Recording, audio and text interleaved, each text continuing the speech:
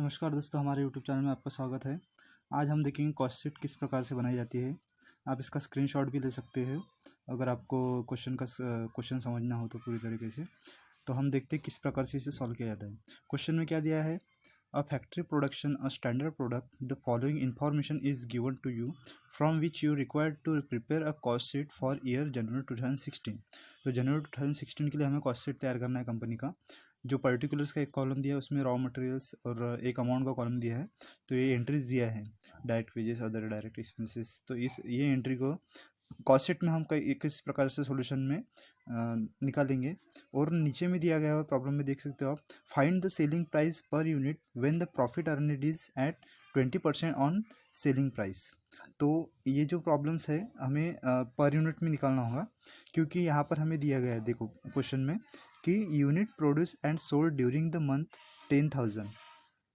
तो 10,000 के हिसाब से वो सेल कर रहे हैं पर यूनिट पर, और selling and distribution expenses ₹20 per unit sold दिया है। तो ये प्रॉब्लम पर यूनिट में हमें निकालना होगा। तो इसलिए हम पहला कॉलम यहाँ पर अच्छे तरीके से लिखेंगे कॉस्ट शीट, उसके बाद में अंडरलाइन दे देंगे और उसके नीचे ब्रैकेट में लिखेंगे for the period of January 2016, क्योंकि 2016 के लिए जनवरी के लिए बोला है। तो इस प्रकार से हम लिखेंगे। इसके बाद एक कॉलम बनाएंगे पर्टिकुलर्स का, दूसरा कॉलम बनाएंगे अमाउंट, तीसरा कॉलम बनाएंगे अमाउंट, और चौथा कॉलम जो बनाएंगे पर यूनिट का। तो हमें पर यूनिट में भी निकालना है, इसलिए पर यूनिट का बनाएंगे। ठीक है। तो अभी एंट्रीज में क्या आता है, सबसे पहले आता है रॉ मटेरियल्स एंड कंज्यूम।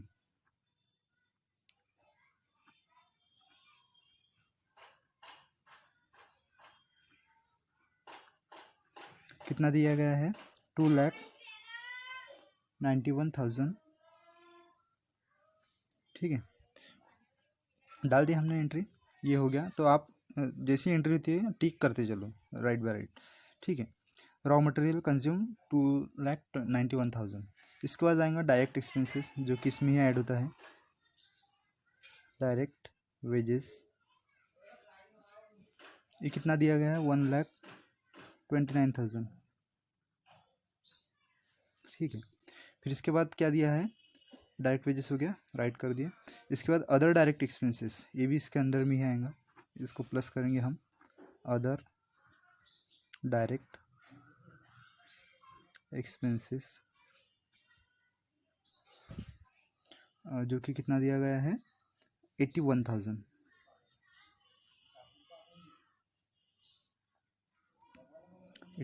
दिया गया है। अभी इसको हम कैलकुलेट करेंगे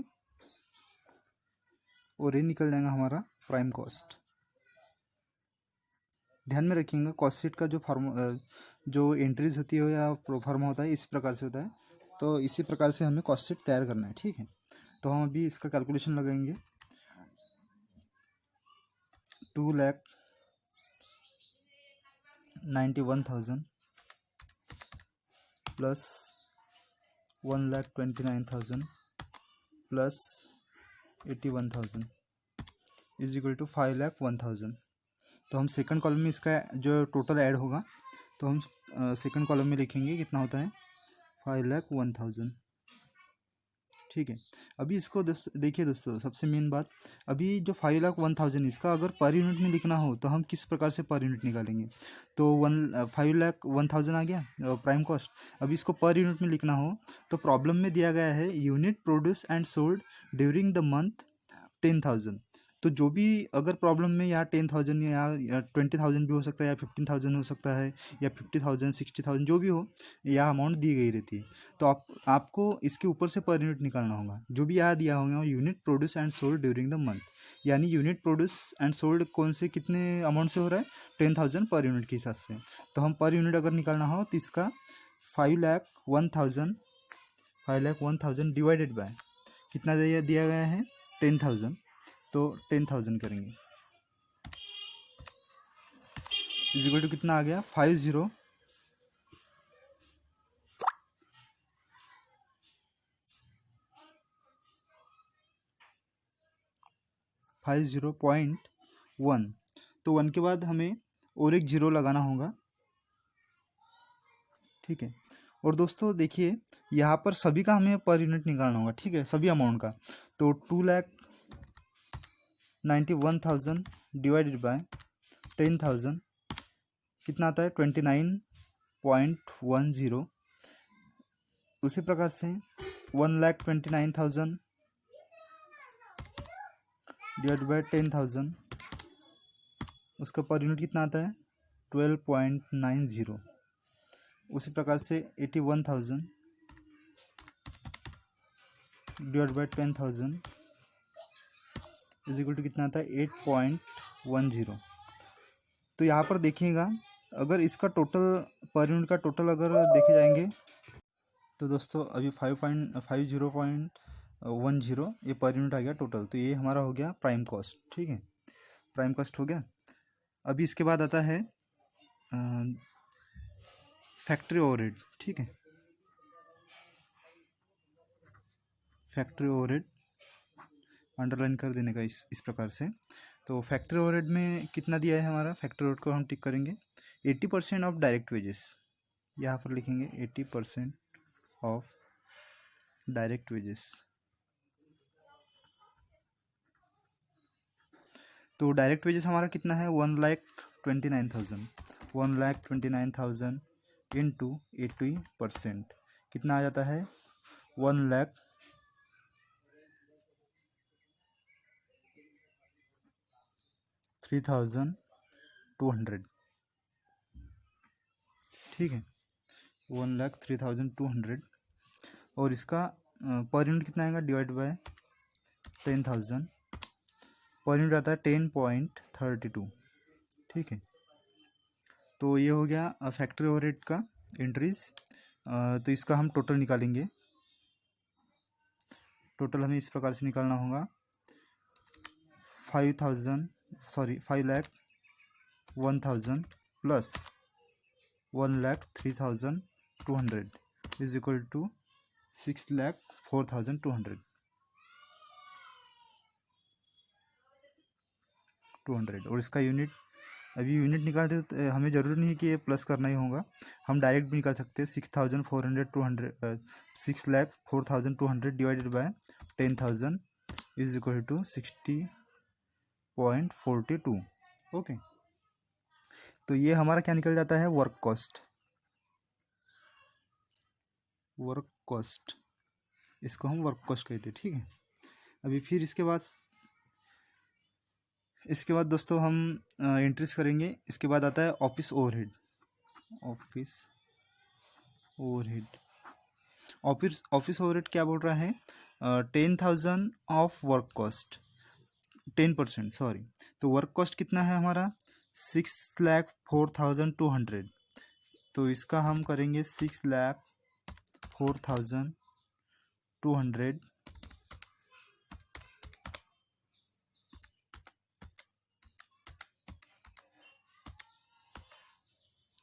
6,04,200 इंटू कितना परसेंट दिया है 10% लेना है हमें, 10%। तो कितना आ जाता है 60,420। ये हम यहाँ पर लिखेंगे 60,420। ठीक है, इसका unit divided by 10,000 is equal to 6.042।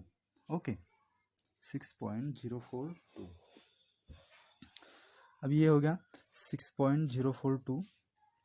तो अभी हम ये प्लस करेंगे दोनों, 6,04,200 प्लस 60,420 इज इक्वल टू कितना आता है 6,64,620 इतना आ जाता है। इसका डिवाइड बाय 10,000, तो इसका पर यूनिट आ जाएगा 66.462। ओके, तो ये क्या निकल जाता है हमारा कॉस्ट ऑफ प्रोडक्शन। अच्छा, हमने यहाँ पर लिखे नहीं है, ऑफिस ओवरहेड का हमने 10% लिया था, किस पर 10% ऑफ वर्क कॉस्ट, सब ब्रैकेट में लिख देंगे। ठीक है, ये निकल गया था हमारा। तो ये कौन सा अमाउंट मिला हमें, cost of production, cost of production.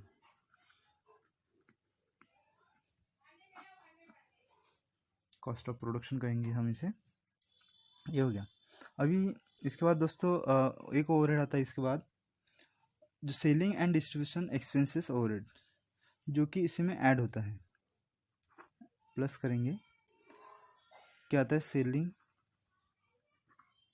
And distribution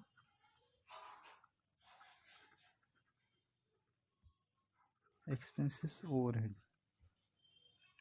जो कि ये एंट्री दिया है इसका क्या कह रहा है कि 20 पर यूनिट सोल्ड। देखिए प्रॉब्लम क्या दे रहा है, 20 पर यूनिट सोल्ड।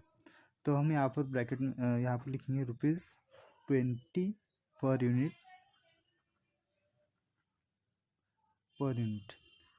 तो ये जो 20 पर यूनिट सोल्ड बोल रहा है, तो हमें किस पर लेना है, इसका unit produce and sold during the month 10,000 दिया है, तो इसके ऊपर लेना है हमें 20 पर यूनिट। ठीक है, तो हम क्या करेंगे, 10,000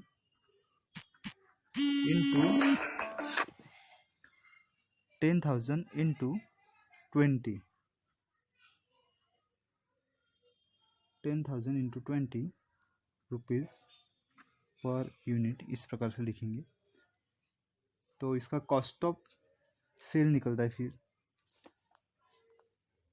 सबसे पहले लिख लेंगे हम,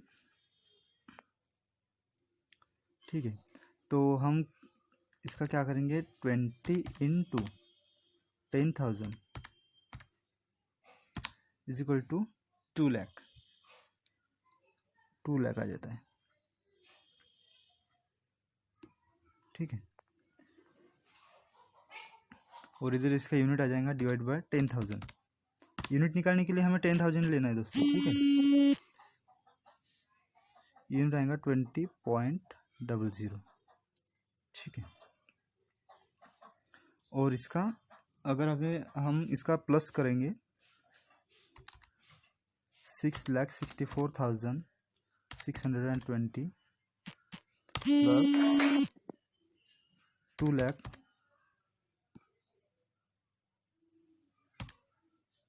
इज इक्वल टू कितना आता है, 8,64,000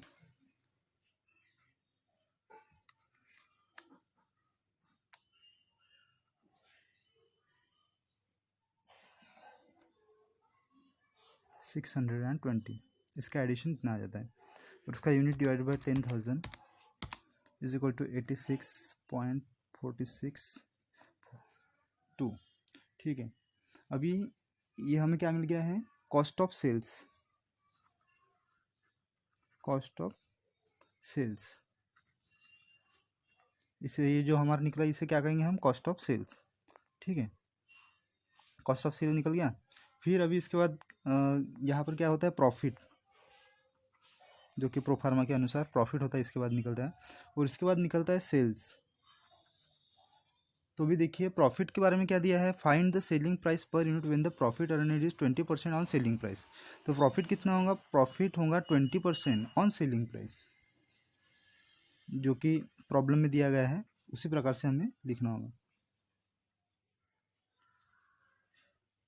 तो हम सेलिंग प्राइस कौन सा है, ये है 8,64,620। ठीक है, 8,64,620 इंटू कितना परसेंट लिया है, 20%, 20%, तो कितना आ गया, 1,72,924, इतना आ गया प्रॉफिट 20%। ठीक है, कॉस्ट ऑफ सेल्स हो गया, ये प्रॉफिट हो गया, ये सेल्स। और अभी इसके बाद आएगा दोस्तों, ये क्या होता है, अभी इसमें प्लस होता है, ये जो है cost of sales and profit 20% selling price, तो कॉस्ट ऑफ सेल्स और प्रॉफिट प्लस होकर सेल्स निकलता है। तो 8,64,620 प्लस 1,72,924, तो हमारा आ जाएगा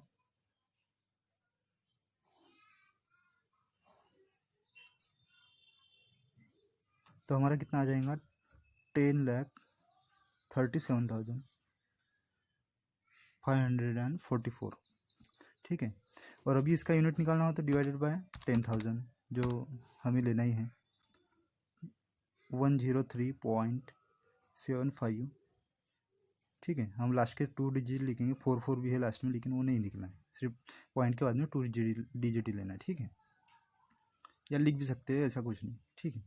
और इसका 1,72,924 divided by 10,000 is equal to 17.29।